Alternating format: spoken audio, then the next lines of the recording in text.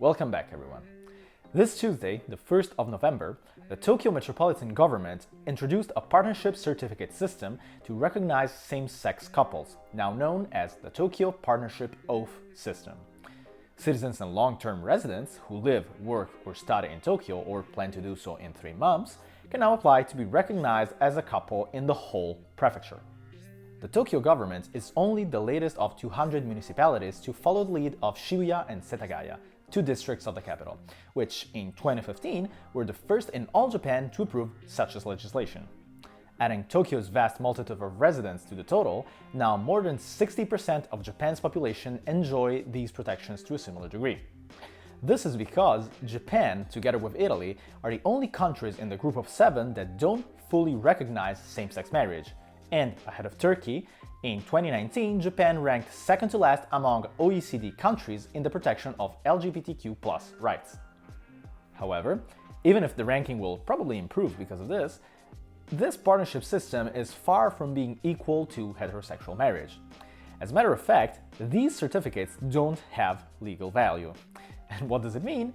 It means that since nationwide same-sex marriage isn't recognized, nationwide services and those involving the family registry aren't legally accessible to couples holding these certificates.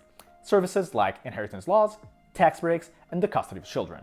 So, you might ask, are these certificates just for show? Luckily, no.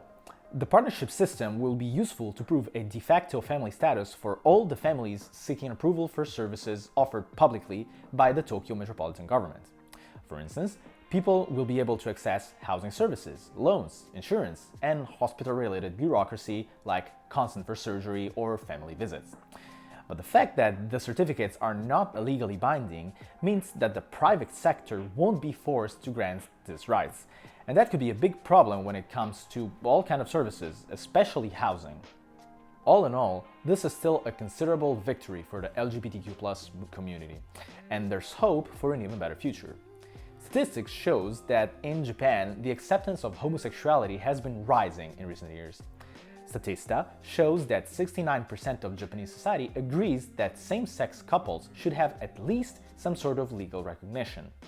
We could think that this sort of widespread sentiment would lead to governmental action, but again, let's remember that we are talking about one of the most conservative countries in the world, and the ruling conservative right-wing party showed no intention on moving forward on this in past years. Moreover, in past elections, the issue didn't seem to be considered important enough to significantly move votes from one party to another, given also the situation of the opposing parties. But I wouldn't rule that out for the future. A Pew Research Center poll shows that young people in Japan are disproportionately accepting of homosexuality, with people between 19 and 29 reaching a staggering 92%. Politically, this issue will also be inevitably tied to the improvement of the condition of women, particularly in regards to legal protections and workplace gender equality. It's no coincidence that, as a matter of fact, Japanese women are far more accepting of homosexuality than men. In my opinion, this data is not to be interpreted on the lines of a perceived attack on masculinity, a recurring theme in Western cultures for such a gap between men acceptance and women acceptance. On the contrary, it's probably tied to the long-standing culture concepts of impurity and faith, in other words, social acceptance, with both LGBTQ+ people and women always kept on the sidelines of Japanese society, which has been extremely patriarchal since it organized as a state. And as a matter of fact, Japanese LGBTQ+ rights movement challenged Japan's face ahead of the 2020 Tokyo Olympics.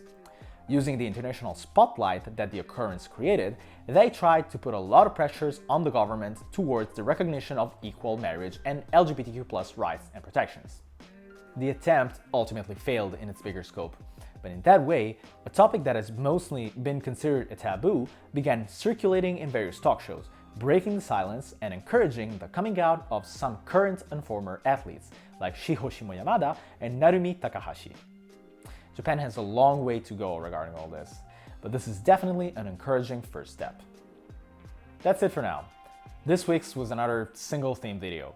There's other stuff that I wanted to cover, like former Prime Minister Taro Aso's visit to South Korea, but I had to work on the journalism video, and I'm still working on some more complex stuff I'll probably release later this month. As per usual, thanks for watching, and if you liked the video, please leave a comment, like, and subscribe. See ya!